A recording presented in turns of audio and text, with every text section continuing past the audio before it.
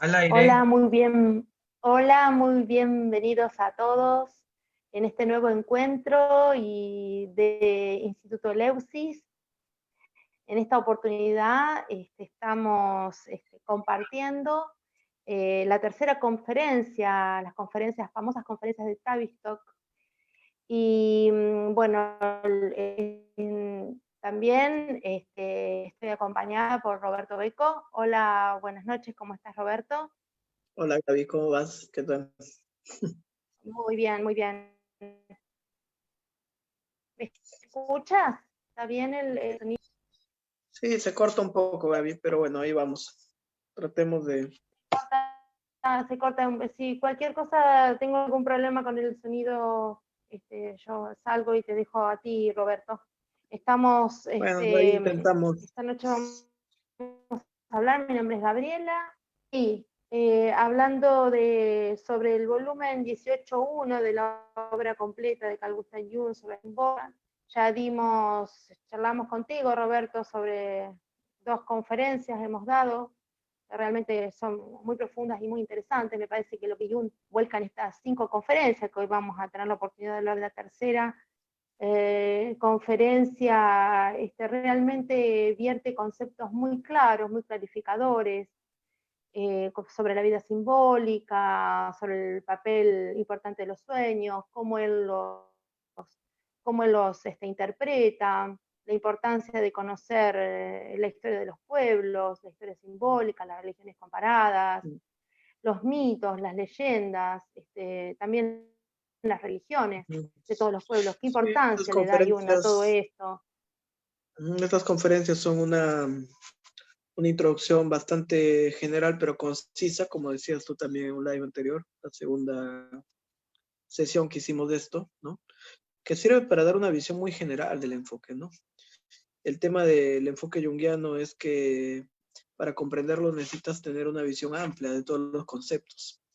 Entonces, comprender, por ejemplo, el concepto que acabas de mencionar de la vida simbólica, la comprensión de la energía psíquica, ¿no? De la libido, la idea de los opuestos, la idea, por ejemplo, de la tipología, ¿no? La individuación, el inconsciente colectivo, los arquetipos. Entonces, después todo esto se va integrando, ¿no? En un sistema coherente, digamos, interrelacionando conceptos, pero que al inicio no es tan fácil, digamos, comprender la mirada junguiana, ¿no? Es un enfoque bastante amplio. Decíamos también que abarcaba muchos campos de conocimiento, no solo la psicología, sino también la filosofía, la mitología, la literatura, la antropología, las religiones comparadas, la sabiduría perenne. Entonces, evidentemente es un campo muy amplio, porque lo que estamos investigando es, por decirlo de alguna manera, el alma humana, ¿no? La psique, que tiene todas estas manifestaciones en diversos campos. Entonces, en esta tercera conferencia, digamos, para ponerlo de una forma muy concreta, Jung va a tratar 3 temas. El primer tema va a ser la teoría de los complejos, la teoría general de los complejos, que bueno, que esa hay que revisarla en el tomo 8, ¿no? Cuando él habla ahí de la teoría de los complejos. Y evidentemente también en los primeros libros, sobre todo investigaciones experimentales y psicogénesis de la demencia precoz, de las enfermedades mentales, donde es ahí donde desarrolla él este concepto de los complejos, ¿no? Y justamente esto va asociado a todos los experimentos de asociación que hizo Jung. Entonces, en esta tercera entrevista, él va a hablar de los complejos, de los experimentos de asociación, va a mostrar unos gráficos donde se ve un poco en esquemas, ¿no? El cruce de los resultados de los experimentos de asociación y para, por ejemplo, de comparaciones interesantes. Hay un concepto que él también plasmó, ¿no? Que era este concepto del contagio psíquico, donde de alguna manera había personas que podían desarrollar complejos similares, sobre todo lo vio entre hermanas, ¿no? O lo vio también entre madres e hijas, ¿no? Entonces, cuando él compara las curvas, los resultados gráficos, que básicamente las investigaciones experimentales consistían en exponer a las personas a ciertos, digamos, ciertos contenidos psíquicos, ¿no? Palabras o imágenes, y medir la respuesta fisiológica que esto generaba en ellos, ¿no? El tiempo de respuesta, la respuesta cardíaca, el ritmo respiratorio, la respuesta capilar. Entonces está muy de moda estos experimentos, ¿no? En esta época. Y entonces el efecto psicogalvánico y todo esto, ¿no? Entonces ahí él podía ver, por ejemplo, el impacto que tenía un estímulo en la fisiología del paciente. Podía medir, como él decía, la carga afectiva que estaba implicada en relación a ese contenido, ¿no? De ahí él desarrolló la idea de complejo, la idea también de este estancamiento en el flujo de la conciencia, ¿no? De alguna manera ante un evento que tiene que ver mucho con la teoría del trauma. Entonces, segundo concepto, los experimentos de asociación, y el tercero, evidentemente, también tiene que ver con los sueños, ¿no? En esta conferencia va a hablar de esas tres cosas. ¿Qué es lo que más te gustaría A resaltar de mí esta lo que conferencia? me llamó la atención de este texto, que esta tercera conferencia es muy interesante, que él declara de que en realidad, si bien llevó adelante las investigaciones sobre el test de asociación de palabras, que le fue muy útil para, como tú bien dices, definir y detectar el complejo, tanto el complejo del yo como los otros complejos que están en el inconsciente, él declara que no era su gran amor, que no estaba enamorado del test de asociación de palabras, es decir, que bueno, hablaba de esto porque tenía que dar una respuesta y porque había sido base para, digamos, el encuentro, la definición del complejo, y que siempre estamos hablando de tensión emocional, que están cargadas altamente, están cargados los complejos de emociones altamente cargadas, ¿no? Altamente catequizadas, es decir, altamente imantadas, pero que él en realidad no estaba particularmente enamorado de los test de asociación, que solo los usaba cuando era estrictamente necesario y que le era bueno para determinar determinadas concepciones, ¿no? Pero que en realidad él estaba más interesado en otras cosas.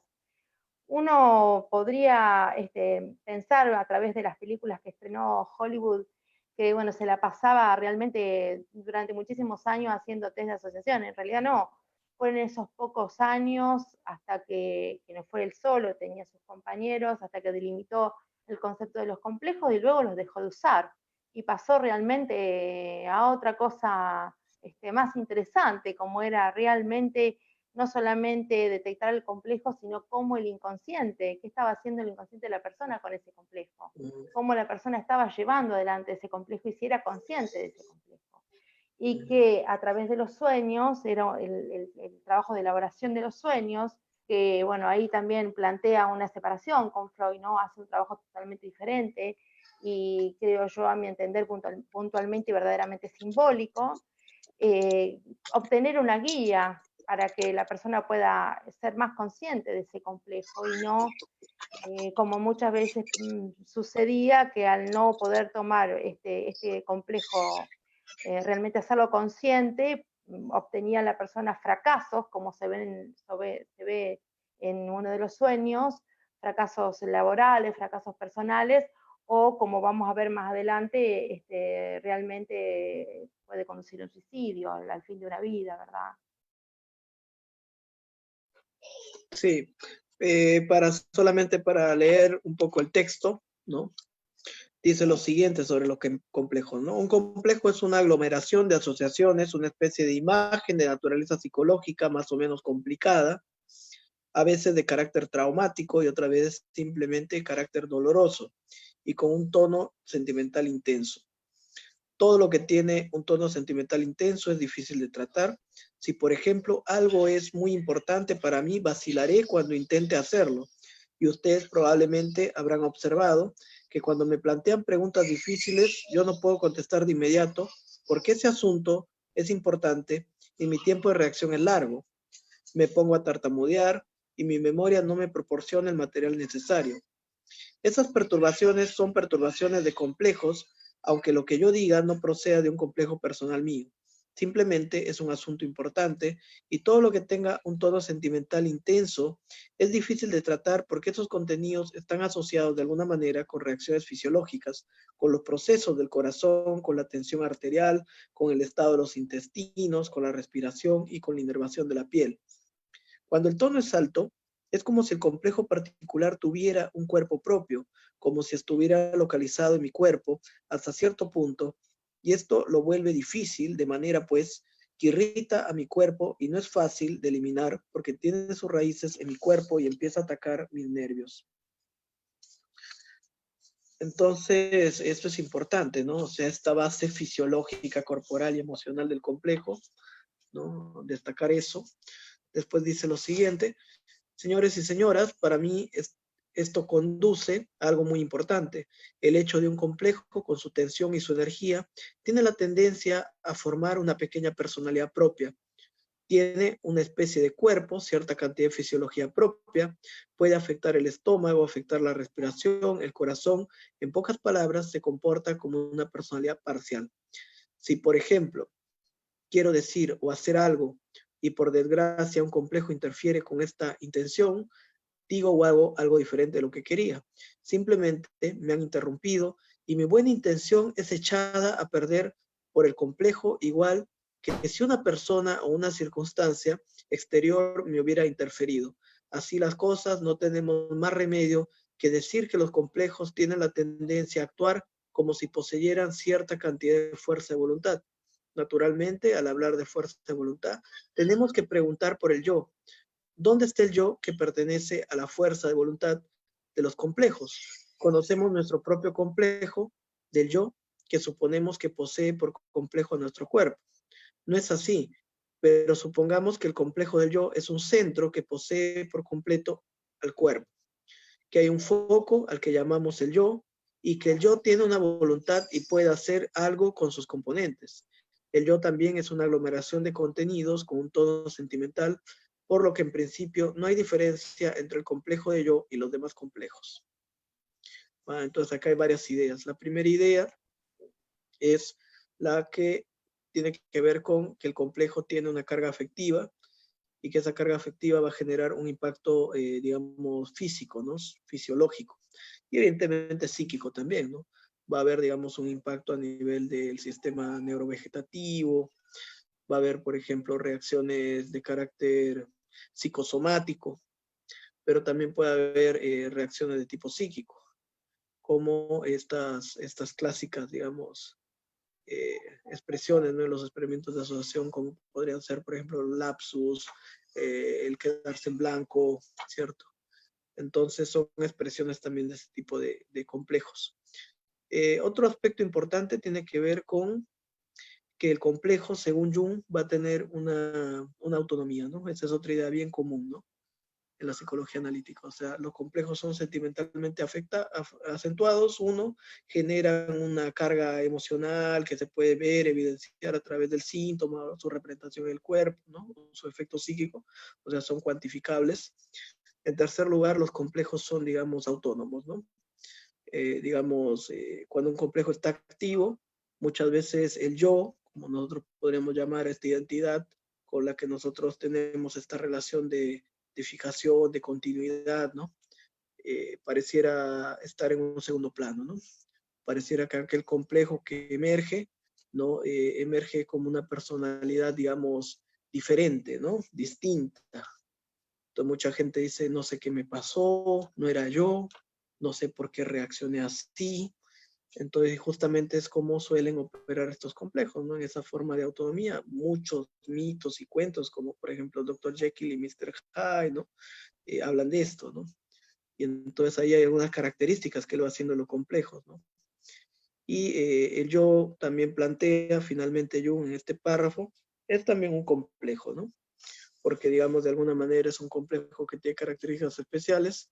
Jung decía que a diferencia de otros complejos, el complejo del yo dispone de cierta energía psíquica libre, disponible, que hace que una pueda operar, ¿no? Mejor dicho, tener voluntad, intencionalidad, ¿no? Entonces el complejo del yo se diferencia de otros complejos por su capacidad de intencionalidad y voluntad. Entonces uno puede del yo decidir. En cambio, cuando el yo es tomado por otro complejo, la capacidad de decisión se bloquea, ¿no? Uno simplemente actúa automáticamente, impulsado por esa energía del complejo. No sé, Gaby, ¿qué podrías? Sí, sí, estaba atentamente escuchando y me quedo con una frase que hoy Jaulí lo dijo, ¿no? Que somos yo y nosotros, ¿no? Hablando de esto del complejo, ¿no? Ese Ujú. otro que habita en nosotros y que es el eterno desconocido y que hace realmente muchísimas cosas para poder llamar la atención de la conciencia y que yo se haga cargo, ¿sí? Del dragón que habita dentro nuestro, ¿no? Y también hay algo Muchos otros. interesante que, sí, muchos otros, porque en realidad nos gusta creer que somos los dueños y conocedores totales de quienes somos, y realmente esto no es así, dice Jung, y que la unidad de la conciencia es, en realidad es una ilusión, y que son infinitos los complejos, ¿no? Porque realmente somos permanentemente saboteados por esos pequeños demonios, nos va a decir Jung, que son los complejos, y que esos complejos son grupos autónomos de asociaciones que tienen la tendencia a moverse por sí mismos, como tú muy bien decías, y a vivir su propia vida al margen de nuestras intenciones.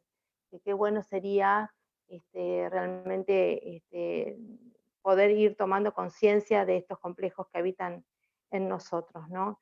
En nuestro inconsciente personal, y poder, a medida que vayamos a ir trabajando con nuestros sueños, ir teniendo un contacto más consciente de quiénes realmente somos y tener un contacto con el inconsciente colectivo, ¿no?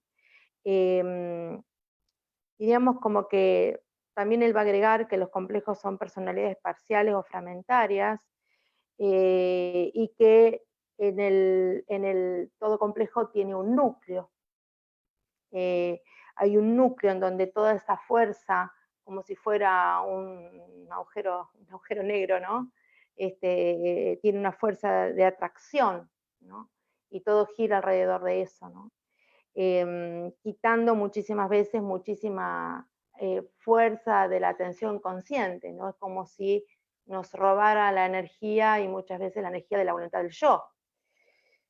Por eso es muy importante e interesante trabajar siendo consciente de nuestros complejos, porque habría como si no fuera así, podemos inclusive detectar un rebajamiento del nivel mental, un nivel de la atención. Eh, bueno, a ver, hasta ahí creo, ¿no? Porque después da, bueno, los ejemplos, que no los voy a volver a repetir, porque son los ejemplos que tú has Tenía dado, apagado, de la tenía apagado la participación. voz. ¿Cómo? Tenía apagada la voz, digo, pensaba que te estaba diciendo algo, pero no me escuchabas. Te digo, esa idea del complejo, ¿no? Ah, Del perdón, pero ¿me núcleo. escuchaste lo que, se Yo escuchó sí, lo que yo dije? sí, sí, Ah, yo tenía apagado. Te digo, esa idea bueno, justamente bueno. del núcleo, del complejo, es una idea posterior, ¿no? A Mm, la teoría de los complejos, ¿no? Digamos, en así, 1952 me parece que es donde Jung introduce esta idea de que en el núcleo del complejo está el arquetipo, ¿no? Y que fíjate, justamente, Roberto, que aquí en el punto 153 dice, así pues los complejos son personalidades parciales o fragmentarias. Cuando hablamos del complejo del yo, suponemos de manera natural que tiene conciencia, pues la relación de los diversos contenidos con el centro, en otras palabras, con el yo, se llama conciencia. Pero también en otros complejos hay una agrupación de contenidos en torno a un centro, una especie de núcleo. Así que podemos plantear esa pregunta. ¿Los complejos tienen una conciencia propia? Y sí, sigue, ¿no? claro, Hablando del fenómeno del eh, espiritismo. Así que complicado, ¿no? sí, lo va a Pero plantear mucho después, pero acá ya como que lo da a entender, ¿eh? sí, claro, pero digamos, no es hasta 1952 que él introduce y completa esa idea, planteando que en realidad el núcleo de ese complejo es el arquetipo. Entonces, por eso nosotros podemos hablar, en realidad, cuando uno habla del complejo, ¿no? Uno habla de este conjunto de contenidos que se encuentran cargados afectivamente, que pueden ser, por ejemplo, recuerdos, pensamientos, imágenes, símbolos, cogniciones, conductas, ¿no? Que digamos, están consteladas, ¿no? Alrededor de un tema, ¿no? Que puede ser el afecto, puede ser el reconocimiento, puede ser la propia identidad, puede ser la madre, el padre, lo que fuera. Entonces, digamos, en realidad, cuando uno empieza a hacer esta diferenciación, ¿no?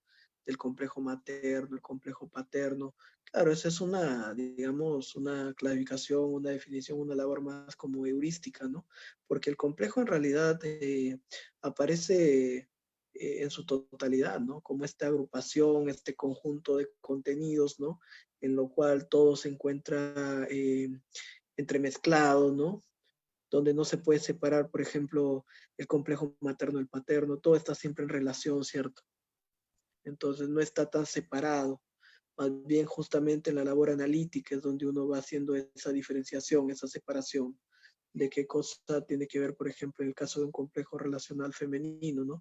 ¿Qué tanto tiene que ver en un hombre, ¿no? ¿Qué tanto tiene que ver, por ejemplo, con la madre que tuvo? ¿Qué tanto tiene que ver con las experiencias que tuvo de pareja? ¿Qué tanto tiene que ver con su propia relación con ese mundo emocional interno, ¿no? Que nosotros podríamos llamarle el ánima. Entonces, cuando la persona empieza a hacer esa asociación, ¿no? Digamos, con estos contenidos, pero más conscientemente, ¿no? Empieza a diferenciar esos contenidos. Es donde uno va haciendo esa labor como en el mito de Eros y Psique, ¿no? De ir separando las semillas. Pero en realidad los complejos tienen que ver con esta complejidad, ¿no? Justamente que nos envuelve. No hay forma de no tener complejos. Y una cosa muy importante que dijo Jung y que también, bueno, va a decir después Jacobi, ¿no? Tomando una frase muy famosa de Freud, que decía que, bueno, los sueños son la vía regia al inconsciente. Entonces, tanto Jung como Jacobi dirán que no son los sueños, sino son nuestros complejos. Y que incluso los propios sueños se manifiestan a través, en nuestros sueños se manifiestan nuestros complejos. A nuestros complejos. Nuestros complejos se manifiestan a través de los sueños. Entonces, es a través de los complejos que nosotros podemos comprendernos, podemos también transformarnos. Entonces, es como diría Jung, es la piedra lápiz, ¿no? Es esa piedra a través de la cual, la piedra, esa lápiz, ¿no? Esa piedra a través de la cual nosotros vamos a esculpirnos. Entonces, no podemos no tener complejos. Los complejos son parte de la vida. Y además, los complejos nos tienen. Entonces, ese trabajo de ir liberando, ¿no? Digamos, la influencia de estos complejos, la influencia inconsciente, a través de la ampliación de la conciencia. Cómo ir encontrando la forma correcta, ¿no? Dentro de la roca, ¿no? En esa labor de esculpirse a sí mismo. Entonces, porque muchas veces se puede creer dos o tres cosas, ¿no? La primera es que uno puede no tener complejos. La segunda es que los complejos solamente los tienen las personas que tienen problemas, ¿no? Problemas, digamos, de carácter psicológico, psiquiátrico, trastornos, ¿no? Y este concepto viene de alguna manera a retomar y a recuperar la dignidad, ¿no? Del paciente, de la persona, porque hay una gran diferencia entre el concepto de trastorno mental y el concepto de complejidad, ¿no? Entonces, la complejidad no es algo negativo necesariamente, ni algo asociado a patología, es parte de la condición humana. Entonces, no existe persona que no tenga un complejo. Y en tercer lugar, ese complejo es justamente la vía a partir de la cual nosotros podemos conocernos, transformarnos, desarrollarnos. Entonces, muchas veces los problemas, las frustraciones, las dificultades son las que nos llevan a esta conciencia profunda de uno mismo, a esta transformación, a esta búsqueda, ¿no? Y justamente muchos se lo debemos a nuestros complejos. Mucho de lo que hemos hecho y buscado para resolverlo justamente, para ser quienes somos. Sí, sí. Justamente por eso él después va a dar un análisis de los sueños, va a hablar de un sueño muy, muy interesante, va a presentar 3 sueños de una persona, en donde ahí se ven claramente el tema de cómo va analizando el sueño en relación a los complejos, ¿no? Justamente esta persona tenía un tema con su profesión y su carrera, y a través de 3 sueños va a presentar cómo se presenta, valga la redundancia, el complejo en esta persona, y cómo a través del análisis no quiso aceptar la devolución de Jung, y bueno, ya en el sueño había inclusive un preaviso, ¿no? Un aviso, un preaviso de cómo iba a terminar la resolución de este tema laboral. Por eso también, como tú dices, Roberto, es muy importante volver a decir que los complejos forman parte de la humanidad, que no hay humanidad sin complejos, y que esto que tiene que ver con un prejuicio de la palabra complejo, como vulgarmente se utilizaría la persona complejada, como si habría personas complejadas y personas que no lo son. Me parece que aquí una de las cosas más maravillosas que nos trae Jung en realidad es que estamos todos en igualdad de condiciones, que todos somos humanos, que tenemos que honrar nuestra humanidad, y que de hecho él lo dice muchas veces a lo largo de todas estas conferencias, ¿no? Que lo más maravilloso que nosotros tenemos es la humanidad, el ser humano, formar parte de la humanidad, de una unidad, de una integralidad, y de que todos estamos, cada uno a su modo, pero todos estamos en la misma lucha, todos estamos en el mismo proceso, todos estamos en el mismo trabajo de vernosla con nuestros complejos, de descubrir nuestro propio mito, de ir haciendo un trabajo interior de desenvolvimiento de nuestro camino de individuación, y que en esa condición todos estamos iguales, ¿sí? Todos estamos en el mismo trabajo. También importante, digamos, esta idea, ¿no? Que tiene Jung en muchos momentos de que uno no tiene complejos, sino que los complejos lo tienen a uno. Y que digamos que el problema no es tener complejos, sino ignorar que los tienes, ¿no? Ese es el verdadero problema, porque muchas veces uno cree, ¿no? Que está decidiendo, pero está siendo empujado por contenidos que no llega a ver o a comprender, ¿no? Dinámicas que muchas veces ni siquiera sabemos que tenemos. Entonces eso es muy propio del psicoanálisis, ¿no? En oposición a la mirada existencial, donde uno plantea que uno decide su vida y es libre y elige, y el ser humano es el que toma decisión y postura siempre ante lo que le pasa. En la mirada psicoanalítica existe siempre la sospecha, ¿no? De qué tanto lo que nosotros hacemos es algo que realmente es consciente o está motivado por ciertas dinámicas, ¿no? Dinámicas que, digamos, fluyen, ¿no? Por debajo, ¿no? Subterráneamente de la conciencia, el nivel de conciencia y de la voluntad. Y entonces este debate, ¿no? Que digamos yo creo que en la mirada junguiana se integra mucho mejor que en la freudiana, entre la conciencia y el inconsciente, ¿no? Ahí fluye la existencia humana. Muchas veces la neurociencia también ha descubierto la infinidad de procesos que existen, ¿no? En relación al cerebro, por ejemplo, más reptiliano o más mamífero, ¿no? Y muchas veces el cerebro cortical está, digamos, en un plano secundario, a pesar de toda la importancia que le hemos dado a las funciones superiores, ¿no? Como el lenguaje, como la decisión, la conciencia, sigue teniendo, digamos, el sistema límbico digamos, el sistema más reptil, más primitivo, ¿no? Una importancia fundamental, sobre todo en los momentos decisivos de la vida, ¿no? Entonces, creo que esta integración de estos dos paradigmas, el paradigma de la conciencia y el paradigma del inconsciente, es fundamental. Hoy en día vemos, por ejemplo, cómo hay un predominio importante, ¿no? Del paradigma de la conciencia. Por ejemplo, prácticas como el mindfulness, ¿no? Que promueven justamente este desarrollo de la atención consciente y todo esto, pero hay un olvido también importante de todos estos aspectos del inconsciente. Y qué importante que son todos los contenidos inconscientes, y cuán presentes están en nuestras vidas, y cuán presentes se presentan no solamente en los sueños, sino en las fantasías diurnas, todos estos mitos, todos estos símbolos, que ahí están justamente vivos nuestro sistema límbico y nuestro sistema reptiliano, ¿no? La memoria de la humanidad, y que en realidad ellos son los que responden. Creemos que somos los dueños, pero no.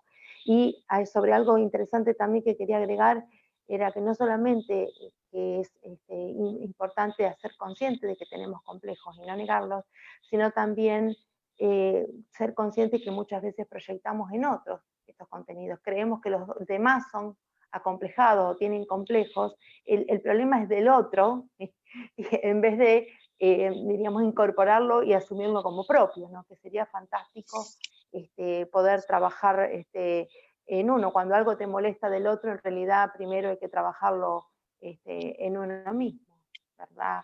Y es difícil a veces darse cuenta, también ¿no? De los Jung va a complejos decir propios. el tema de la proyección, y sí, Sí, Que pero es más bueno, Jung fácil nos invita a proyectar que hacer ver lo esto, ¿no? propio, De sí. tomar la conciencia, claro. Y dice esta frase, ¿no? Que es importante, ¿no? En sí misma, esta personificación de lo complejo no es necesariamente un estado patológico. Ojo, eso es importante, ¿no? Ya lo hemos dicho, tener complejos no es sinónimo de patología. En los sueños, por ejemplo, nuestros complejos aparecen a menudo en forma personificada. Y una persona puede entrenarse para que sus complejos también sean visibles o audibles durante la vigilia. Forma parte de un ejercicio del yoga, disolver la conciencia en sus componentes, cada uno de los cuales aparece como una personalidad específica. Bueno, esto también lo hizo de alguna manera Jung cuando planteaba el trabajo con la imaginación activa, ¿no? Esa personificación, ¿no? Pero también lo hicieron otros terapeutas, ¿no? Como por ejemplo Moreno, ¿no? Cuando representaba a los personajes, ¿no? A través del psicodrama, o también, digamos, cuando se desarrolla una Gestalt, ¿no? La Gestalt también usó muchos recursos expresivos para hacer esta externalización. Y hoy en día se habla de eso, precisamente en las terapias más modernas, ¿no? De externalizar el síntoma, de poder representarlo y relacionarte con ese aspecto de la personalidad, diferenciándolo de yo. Entonces, esto es un concepto muy importante en la psicología analítica, que es esta relación entre el yo y el inconsciente. Justamente ese diálogo, ¿no? Entre el contenido inconsciente y la conciencia, que no busca justamente una represión de ese contenido, una sumisión, ¿no? No busca que el contenido inconsciente se someta a la conciencia, sino justamente establecer un diálogo mucho más fluido entre ambas dimensiones. Entonces es importante. Entonces, en la psicología de nuestro inconsciente hay figuras típicas que tienen vida propia, es una idea muy presente en Jung, como por ejemplo en las referencias que hace él a la sombra, al ánima, al ánimos. Podríamos decir que también esta idea puede ser confundida con una especie de animismo, ¿no? Pensar que de repente dentro de nosotros, cuando él dice que son autónomos, hay unas personitas que tienen ciertas formas míticas, ¿no? Está ahí el ánima, está la gran madre o está el ánimos, ¿no? Bueno, y eso sería una representación simplemente simbólica, ¿no? Pero se refiere Jung más bien a su estrato fisiológico, ¿no? Esa autonomía no se basa en una idea animista, sino más bien en ese automatismo que generan los complejos desde su carga afectiva, ¿no? En esa respuesta inmediata Exactamente, pero él lo va a fisiológica, que relacionar, sí, lo relaciona desde un punto de vista asociativo y cultural, ¿no? Justamente, por sí, yo ejemplo, quería la agregar, idea de la posesión, ¿no?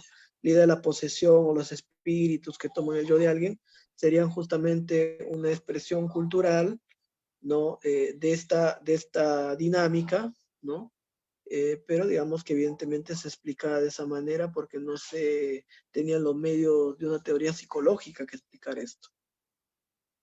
O sí, sea, él también va a relacionar,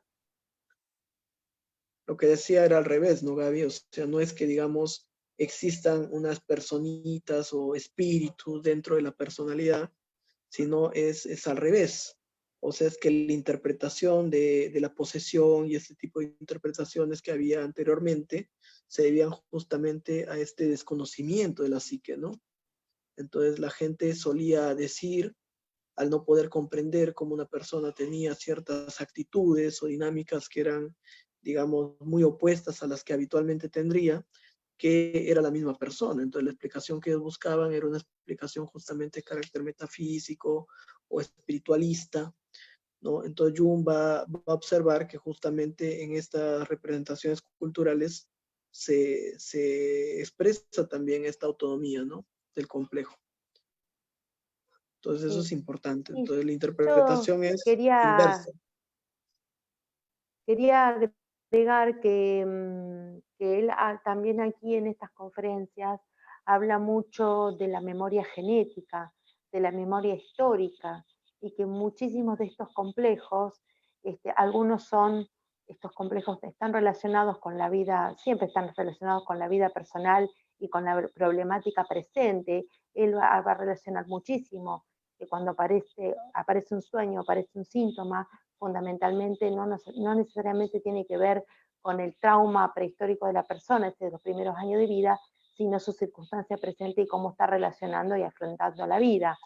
Pero cuando empieza a hablar de sueños pequeños y sueños grandes, los grandes sueños, también va a introducir algo que tiene que ver con el concepto de arquetipo y que tiene que ver con esta memoria genética y filogenética, esta historicidad en el desarrollo del humano a través de las edades y cómo ha afrontado estos problemas, estos temas que tienen que ver con la vida, con la muerte, con el sexo, la falta de alimento, no sé, los enfrentamientos que tienen que ver con poder sobrevivir, ¿no?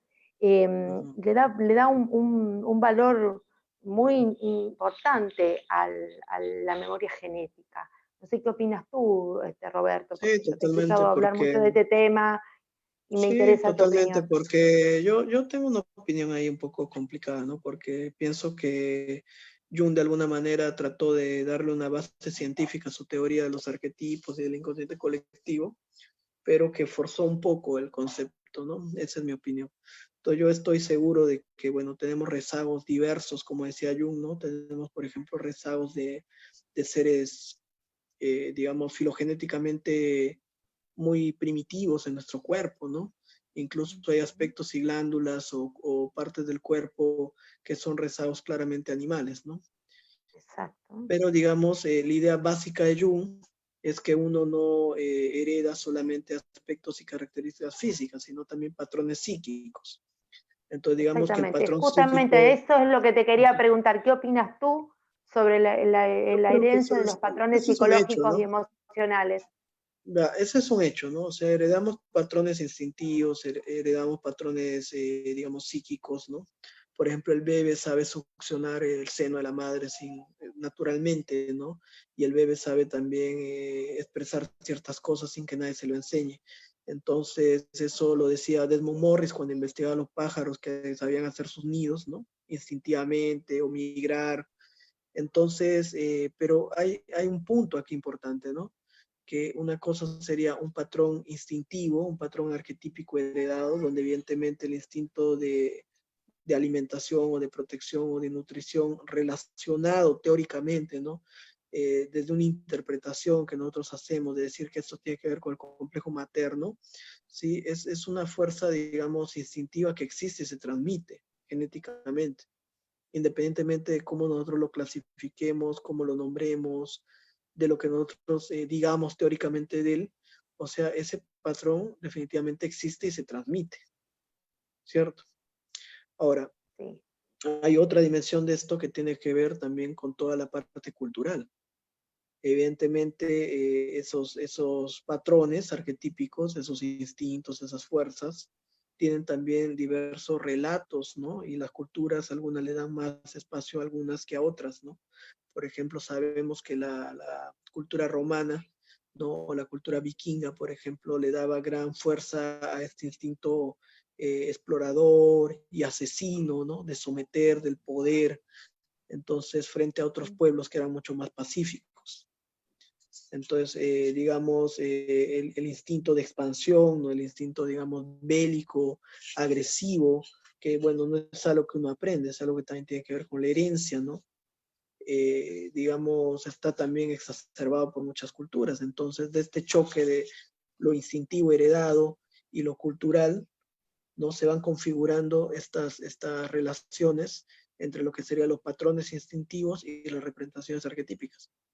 Entonces, digamos que hay representaciones arquetípicas de lo que es la madre en las diversas culturas, pero también hay un instinto que tiene que ver con lo materno. Entonces, el arquetipo siempre, digamos, contiene estos dos elementos, ¿no? Un aspecto biológico, instintivo, genético, y un aspecto así es. de la representación cultural, Ahí está. imagen. Eso, exactamente, es muy interesante lo que Ahora, decís, ¿qué porque fue primero? sí, ¿No? porque La hay muchas teoría personas, de, no podemos, no, claro, no sabemos si es primero el huevo o la gallina, pero la teoría de evidentemente Neumann, la teoría de presenta las Neumann dos cosas que plantea, van juntas.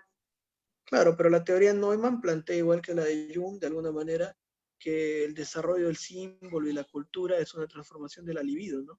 O sea, de la energía instintiva. Entonces, que de alguna manera, por ejemplo, por ponerlo de un modo, el hombre observó, ¿no? Que, digamos, la tierra daba fruto y asoció la tierra con la madre, ¿no? El hombre asoció, por ejemplo, de alguna manera la observación de la naturaleza o el instinto, ¿no? y fue creando un mundo simbólico, atribuyéndole a los cerros poderes, o pensando que, por ejemplo, había dioses detrás de ciertos fenómenos, ¿no? Y entonces fue como construyendo este mundo simbólico a partir de observaciones del mundo natural. Entonces, por ejemplo, todos los mitos iniciales son los Entonces, mitos de creación.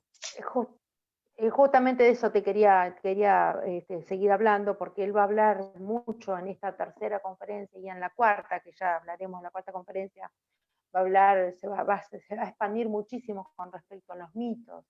Por eso te quería preguntar cómo está enlazado el instinto con el arquetipo, con la historia de la humanidad, ¿no? Porque el mito está puesto ahí, nosotros lo vivimos, diríamos, Bueno, ¿no? No solamente vivimos nuestro propio mito personal, sino que lo vivimos y se presentan a través de los sueños, esa es la gran pelea entre los con los complejos. junguianos, esa es la gran pelea entre los junguianos clásicos y los arquetipales, ¿no? O sea, los arquetipales creen más en la imagen, la representación, y los junguianos creen que el arquetipo tiene que ver más con una herencia, algo heredado. Entonces, yo personalmente, bueno, reconozco que hay patrones arquetípicos que son transmitidos genéticamente, pero no podría yo decir, ¿no?, que existe una unidad, ¿no?, llamada arquetipo, donde coexiste la imagen y el instinto, ¿no? Y que hay varios arquetipos, incluso algunos dicen que hay ciertos arquetipos, 13, 14, ¿no?, 12, ¿no? Entonces, centrales, ¿no? Entonces, Jung también es una descripción de los arquetipos centrales, ¿no? Entonces, claro, porque acá el problema es que podemos confundir la representación arquetípica cultural y pensar que eso también existe de esa manera, ¿no? A nivel, digamos, genético, físico, mejor dicho, que existe un arquetipo materno físico. Y nosotros sabemos que cuando aparecen estas fuerzas, aparecen, digamos, todas interrelacionadas, ¿no? Entonces, el arquetipo materno no es independiente del arquetipo paterno. Entonces, son fuerzas que definitivamente cada una tiene su finalidad, su dirección, ¿no? Digamos, el instinto relacionado a la nutrición, ¿no?, a la sexualidad, no es el que tiene que ver con el poder, con el orden, son fuerzas diferentes, ¿no? Pero no podemos nosotros separar los arquetipos como si fueran, por ejemplo, glóbulos blancos, glóbulos rojos, ¿no? Claro, Presumiendo que no. que estamos hablando de conceptos de carácter físico, ¿no? Objetivo. Entonces, porque el mismo Jung, digamos, crea este concepto, y él dice, nosotros no sabemos realmente lo que son los arquetipos, lo que nosotros vemos es su manifestación, sus representaciones culturales, ¿no? Y justamente los Exactamente, va complejos. a definir así del inconsciente también, no sabemos tampoco lo que hay en el inconsciente, siempre. Sí, y va a ser en los complejos donde nosotros vamos a poder teorizar, no voy a decir, ni siquiera voy a decir vamos a poder ver los arquetipos o descubrirlos o comprenderlos, yo no diré eso. Vamos a poder teorizar sobre ellos, porque es un concepto teórico finalmente. Sí. Entonces nosotros teorizaremos sobre los arquetipos a raíz de los complejos o a raíz de sus representaciones culturales, ¿cierto? Y con respecto a esto también, hablando ya de esta tercera, yo lo noté en las cinco conferencias que Jung dio, lo noté en las 5 conferencias, esto que te voy a decir, porque Jung se extiende mucho, habla de muchas cosas, habla de los mitos, habla de los sueños, habla de la memoria genética, habla de los complejos, habla de la importancia de la transferencia, habla de muchísimas cosas, y yo no tengo la seguridad de que el público al que les estaba hablando lo haya entendido, porque muchos de ellos volvían a preguntar sobre la diferencia entre Freud y Jung, entre el concepto, se enredaban entre los conceptos freudianos y en lo que él propone. Y esto es importante también decirlo porque muchos de los que asistían a estas conferencias se extienden en las preguntas y por ahí se pierden lo medular, diríamos, de lo que él, a mi entender, quería No, pero transmitir, eso Gaby, tú ya lo sabes, ¿no? Tú sabes que todos sabemos, los que nos dedicamos a leer a Jung, ¿no?, que no era comprendido en su época. Incluso hoy en día no se le entiende. Incluso hoy en día no se le entiende. Entonces, porque definitivamente Jung es muy, o sea, tiene una mirada para ser psiquiatra, ¿no? demasiado antropológicas, ¿no? Entonces él cuando introduce la mirada del complejo, claro, está siendo un científico experimental, ¿no?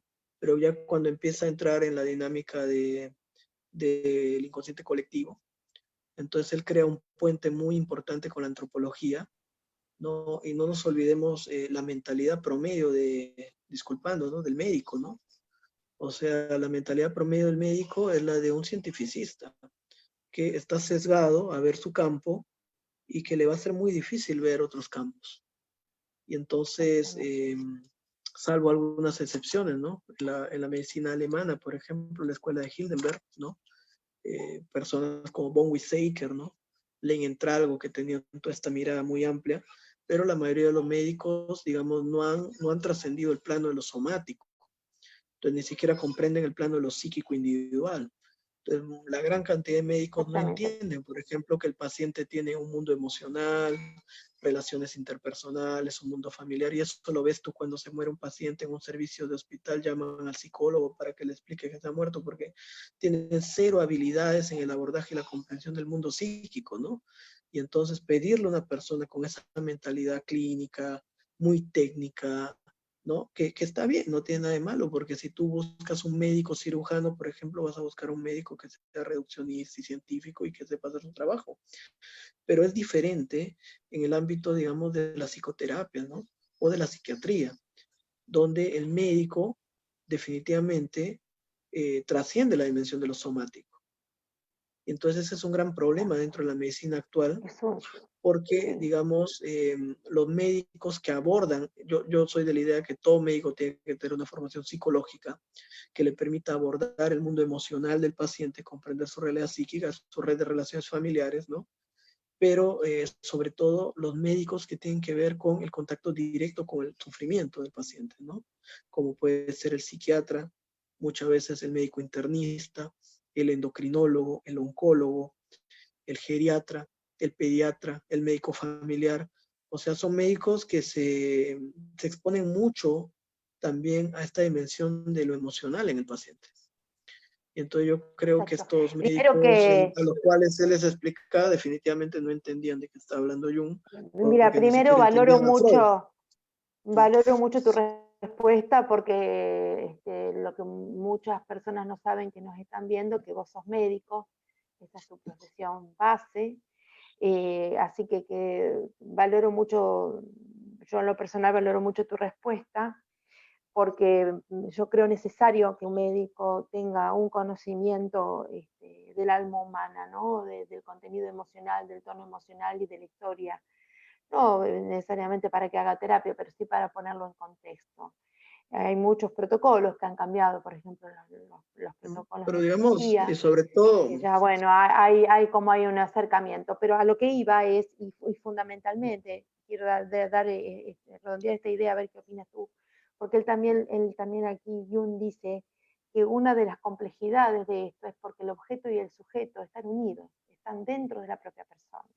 Y esto mecanicista, esto materialista y esto positivo pone siempre el objeto, digamos, por fuera, y en realidad objeto y sujeto están dentro de Y ahí si entramos, hay un debate epistemológico, si entramos a un debate epistemológico del psicoanálisis, la psicología y la psicoterapia, además que el objeto de estudio en este caso es un sujeto. O sea, no es el hígado, ¿no? Lo traigo porque lo dice el mismo Jung, lo dice el mismo Jung. Entonces, pero la diferencia de este campo, lo que hace especial este campo, es que a diferencia de otro campo de la medicina, porque la psicoterapia en su mayoría fue hecha por médicos, no por psicólogos, ¿sí? Entonces, a diferencia de otros campos donde el objeto es el cerebro, son los pulmones, son los riñones, las articulaciones, ¿no? Entonces, acá el objeto de estudio es un sujeto, ¿no? En el ámbito de la psiquiatría, de la psicoterapia, entonces ya es imposible objetivizar al sujeto. Y desde otro punto de vista es imposible también no poner nuestra subjetividad en el estudio de algo, ¿no? Eso ya lo hablo yo, o sea, nunca podemos tener la objetividad del objeto, solamente podemos tener la subjetividad de ese objeto. Y entonces esto se complejiza cuando el elemento de estudio es un sujeto y justamente el gran problema de la psicoterapia actual es la deshumanización de la psicoterapia, ¿no? que ha convertido en un objeto al hombre, con Exactamente. toda su Y complejidad. qué interesante lo que dices, porque eso ya él lo decía en símbolos de transformación, que lo tengo aquí arriba del escritorio trabajando, y él ya en el 1912 ya planteaba este tema, y Sí, estamos hablando de una y las sobre todo en conferencias el artículo, fueron dadas allá en la década del 30. y sobre todo en los dos artículos muy importantes que son el problema fundamental de la psicología actual, y en el tomo 8 y el de psicoterapia y cosmovisión, ahí es donde Jung critica mucho, digamos, este espíritu cientificista, ¿no? Entonces imagínate, ¿no? La pregunta que tú haces, Gaby, si esta gente entendió a Jung en esa atmósfera médica, no tan Yo creo limitada, que no. donde incluso le costaba a la gente incluso entender a Freud, ¿no? Les costaba entender a Freud. Y Jung va mucho más allá de Freud porque introduce no solamente la dimensión de lo cultural, lo inconsciente colectivo, sino también porque además va mucho más allá de las metas tradicionales de la psicoterapia, que son la adaptación, ¿no? Va a la meta de la transformación, Claro, ¿no? O sea, el adaptación y objetivo, desaparición del síntoma. Es decir, sí, porque que, cuando, y como tú dices, él tenía el objeto en la transformación. Por eso le interesa tanto la alquimia y el gnosticismo, después lo va a tomar. sí, claro, o Sí, sea, perdóname que te interrumpa. no busca solamente curar al neurótico, ¿no? Él busca que la persona avance en la conciencia en sí mismo, se transforme, se complete, encuentre su sentido de vida, ¿no? Y entonces, evidentemente, esto se acerca más a una especie de camino espiritual, por ponerlo de alguna manera, aunque suene un poco delicado en este contexto, Sí, ¿no? Es donde se va mezclando también, digamos, eh, los límites entre lo que sería una terapia en un sentido estricto y un método de transformación o crecimiento personal, para ponerlo en términos mucho más sencillos, ¿no? Entonces, evidentemente, el modelo junguiano es un modelo para su época bastante adelantado, ¿no? claro, claro. Él no responde al espíritu de la época, en realidad responde al espíritu de la profundidad, nunca mejor dicho, me parece que esto en el contexto de la conversación que estamos teniendo y que él lo plantea acá en todas estas conferencias, ¿no? Sí, pero también Eh, muy prospectivo, justamente cuando habla de los sueños, cuando él dice que los sueños son Telésforo, ¿no? Este hijo de Hermes, que manda la sanación. Había estos templos a Telésforo, y él grabó a Telésforo en su torre en Bollingen, ¿no? sí, Donde la gente iba a dormir en estos templos dedicados a este dios para recibir a través de los sueños los mensajes sanadores, ¿no? Entonces, cuando Jung dice el inconsciente es Telésforo y los sueños tienen esta función prospectiva, o sea, que quiere decir que el sueño para Jung tiene 4 funciones básicas, ¿no? Tiene una función que es reguladora, compensatoria, como en Freud. Tiene una función el sueño que es, digamos, reactiva, o sea, uno sueña cosas que le han pasado en el día. Tiene una función retrospectiva, uno sueña cosas del pasado no resueltas, pero también el sueño se anticipa, ¿no? En el sueño aparecen elementos que aún no han ocurrido. Entonces, el sueño famoso, ¿no? Que cuenta Bárbara Hanna, cuando unas semanas antes que Jung muera, Jung sueña que en la torre de Bollingen, que él había construido mucho tiempo, cae un rayo de luz y escucha una voz que dice, ahora la obra está terminada, y entonces ve una patita en el lago, ¿no? De Bollingen, ¿no? Que está enseñando a sumergirse a sus pequeños patitos en el lago, ¿no? Y entonces esos patitos entran a la profundidad. Y entonces cuando Jung le cuenta este sueño a Barbara Hanna, bueno, Von Franz y, ¿no? Toda la gente que sí, está se alrededor, pusieron muy ya, mal, ¿no? Sí. no, claro, entendieron, se pusieron tristes que, bueno, estaba cerca la muerte, ¿no? Y bueno, Jung murió en su casa, o sea, de una forma muy pacífica, ¿no? Se fundió, ¿no? En la muerte, ¿no? Tranquilamente. Entonces, digamos, ¿a qué voy con esto, no? Que esta mirada del inconsciente es una mirada, digamos, que se anticipa también. Entonces, yo creo que Jung no está solo conectado con el espíritu y la profundidad, sí, por supuesto que sí, sino también que está muy conectado con incluso esta nueva psicología que aún no ha aparecido, ¿no? Una psicología capaz de Ajá, integrar tanto lo científico como también lo espiritual, ¿no? qué interesante lo Entonces, que estás diciendo, muy interesante. sí, Ajá, fue también y bueno, es mucho de lo que también hizo Nietzsche, ¿no? Nietzsche también se anticipó, ¿no? A esta demolición de los valores, a esta caída, ¿no? El desarrollo del superhombre, ¿no? Y digamos, creo que muchos de los hombres más prominentes han sido personas que han tenido esta doble conexión, ¿no? Por un lado, con algo más profundo, ¿no? Pero también con algo que aún no está presente. Claro, que está por venir, con un arquetipo nuevo, Eso. ¿no? Y ahí viene esta idea del Dios de lo venidero, ¿no? El Dios de lo venidero. Justamente el Dios de lo venidero es ese que aún no está, ¿no? Pero que integra justamente lo que estaba excluido, que en este caso sería toda esa espíritu de la profundidad, todo ese mundo de lo simbólico, lo inconsciente, lo antropológico, ¿no? Jung es una persona que integró, ¿no? Muchas veces se le trata de vender como místico, como una persona que no era clínica, pero todo lo contrario, él trabajó con los mejores clínicos en Burgolis, ¿no? Con patología dura, ¿no? Con psiquiatría dura, sí, con psicosis, ¿no? sí. Y digamos, lo que pasa es que él no se quedó en esa mirada, amplió. Entonces hay un concepto muy importante de Harman, un filósofo Harman, y Harman dice, ¿no? La dimensión superior contiene el inferior y no viceversa. ¿Qué quiere decir esto? Que bueno, que la psicología analítica, con toda esta mirada de lo inconsciente, de la espiritualidad, puede contener fácilmente la psiquiatría biológica. Pero la psiquiatría biológica no puede contener esta mirada que es mucho más amplia. Entonces, ese es el verdadero sentido y por eso la importancia de que el psicólogo junguiano o el analista junguiano tenga base clínica, base epistemológica. O sea, que no parta, muchas veces yo tengo amigos, bueno, yo he tenido por experiencias personales y mi padrastro, mi madre tiene un centro de tratamiento de adictos, ¿no? Y también a nivel familiar he tenido contacto con trastorno mental, ¿no? Entonces, lamentablemente, pero bueno, es parte también de la historia, ¿no? Y yo he tenido también mucho interés desde joven por la psiquiatría, ¿no? Cuando estudié medicina y todo esto. Y entonces yo he visto mucha gente con patología, o sea, he visto muchos psicóticos, incluso he ido a Brasil a hacer prácticas, he visto ludópatas, adictos, obsesivo-compulsivos, personas con trastorno limítrofe, pero yo tengo a veces alumnos o amigos, ¿no? Que son psicólogos, incluso tienen maestrías, y nunca han visto, por ejemplo, un psicótico. Ah, sí. Sí, Nunca han sí, visto un esto brote. es un tema, un brote Uh-huh. psicótico, sí. O no han Claro, entonces tú trabajado te nunca vas, dentro uh-huh, directamente ni ir a un mes a estar dentro del sí, psiquiatra. tú te vas al borde ahí, Tuve la oportunidad de trabajar, claro. Yo al tuve Moyano, la al borde oportunidad ahí, en sí, Argentina, sí, y específicamente. Sí, el Borda, bueno, yo estoy lejos del Borda porque yo estoy en Rosario, el Borda está en Capital Federal. Son más o menos unos 400 pero lo kilómetros. que digo es Pero eso, ¿no? La aquí importancia de lo tenemos el clínico. Agudo Ávila en Rosario y es muy importante ir al psiquiátrico. Yo estuve 1 año y medio trabajando ahí adentro.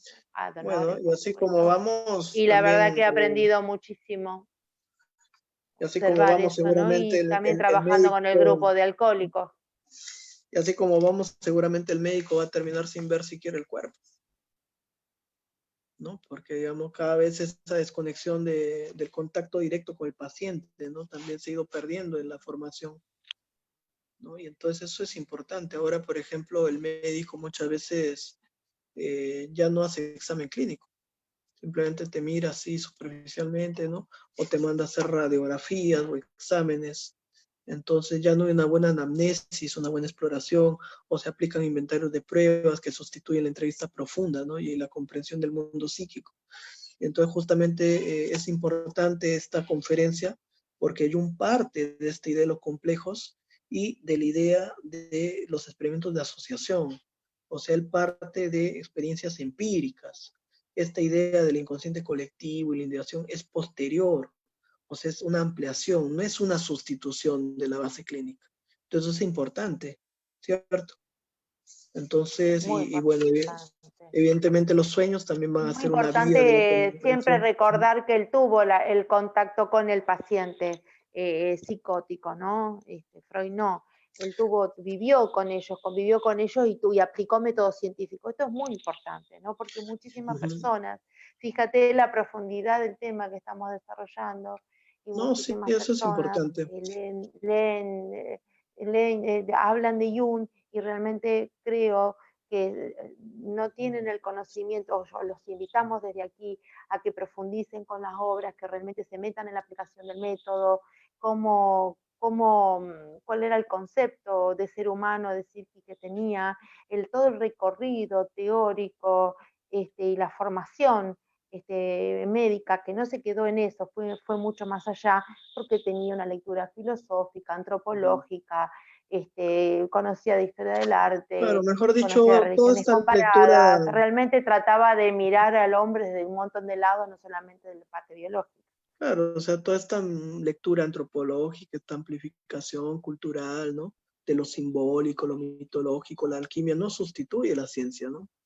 Por eso la obra Para de Jung es nada, una obra progresiva, ¿no?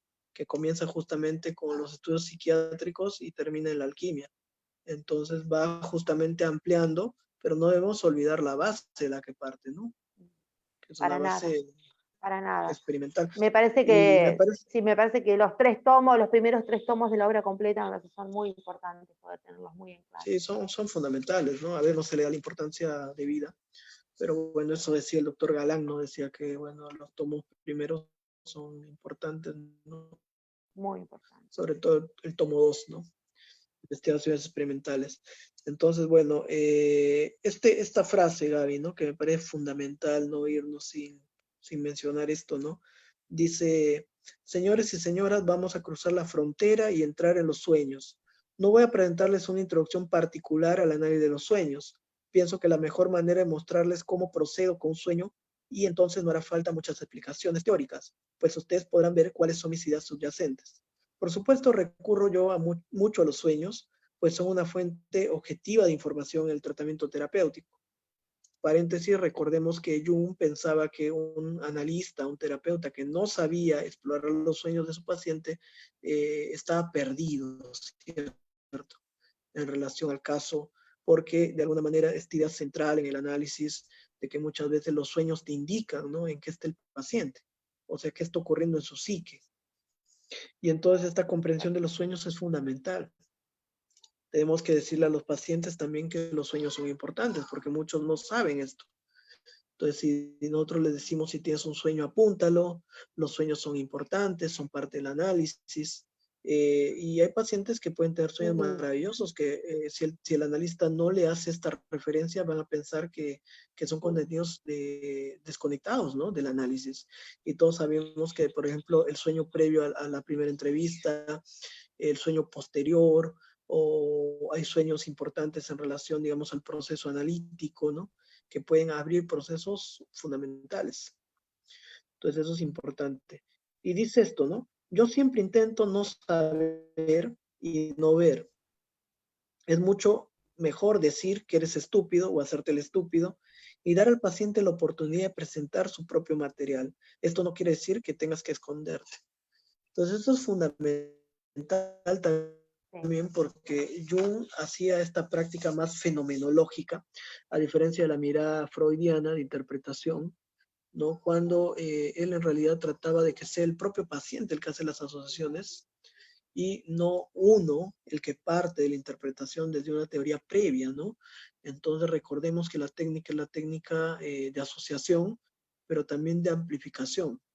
Entonces nunca nosotros vamos a cerrar la interpretación de un símbolo. El sueño siempre permanece abierto a una mayor comprensión, ¿no? A una mayor amplificación. O sea, nunca vamos a poder agotar en sí mismo lo que un sueño tiene que decir, ¿no? Lo que un símbolo. Y entonces en ese sentido, como decía un terapeuta muy famoso, digamos, de la Gestalt, un terapeuta francés que escribió un libro maravilloso que se llama Fenomenología, no saber, que hacer fenomenología, o sea, acercarse a los fenómenos psíquicos del paciente, es mantener una actitud ética, ¿no? Que consiste en reconocer que no sabes, ¿cierto? Entonces, muy opuesta a la postura habitual del especialista, ¿no? El psicólogo especialista. Yo no sé exacto, lo que quiere decir exacto, el sueño, porque no sé si qué nos, no, porque si le empezamos a interpretar, cerramos la posibilidad y transformamos el símbolo en signo, que puede llegar a ser una cuestión, y la otra le tapamos la boca al paciente, ¿no? Y es importante que la persona pueda empezar a asociar a ver qué tiene que ver, ¿no? Con su vida personal y su vida presente, fundamentalmente presente. Y en este sentido no es en la asociación libre como lo podríamos interpretar con Freud. Me parece que acá dicta también la manera de interpretación y de trabajo, ¿no? Y de Sí, asociación y de amplificación, es la fundamentalmente asociación del la propio aplicación de la paciente. amplificación, claro, es la asociación del propio paciente. Sí, la El asociación propio del paciente propio tiene la paciente, preguntarle al respuesta. paciente qué entiende él, con qué lo Exacto. relaciona. Es el propio paciente el que tiene Sí, la claro, respuesta, no el y terapeuta. Jung trabaja bueno, mucho presentando ampliaremos eso cuando dependencias. hablemos de sueños. Exactamente. Bueno, sí, sí, sí. Claro, podemos ampliar Hola. eso, Gaby, cuando hablemos de sueños, porque los sueños justamente tienen todo un trabajo importante en la psicología analítica, ¿no?